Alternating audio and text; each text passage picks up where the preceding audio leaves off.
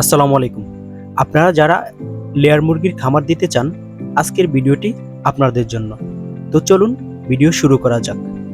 আমাদের এই ফার্মটিতে লেয়ার মুরগির শেড মোট 5টি। এখন যে শেডটি দেখছেন এটা হচ্ছে 1 নং শেড। এই শেডটিতে মোট 2600 পিস মুরগি আছে। এই মুরগিগুলোর বয়স হচ্ছে 25 সপ্তাহ। মুরগিগুলোর ওয়েট হচ্ছে 1800, 1900, 2 কেজি প্লাস আছে। আমাদের এই মুরগিগুলোকে ডেইলি 2 বেলা খাদ্য দেওয়া হয়। সকাল 6টা বাজে খাদ্য, পানি এবং ঘর ধুয়ে দেওয়া হয়। দুপুরে খাদ্য দেওয়া হয় না, খাদ্যগুলোকে নাড়াচাড়া দিয়ে দেওয়া হয়, তারই সাথে পানিও দেওয়া হয়। এবং বিকাল 3টা বাজে খাদ্য, পানি দেওয়া হয়, তারই সাথে ঘরও ধুয়ে দেওয়া হয়।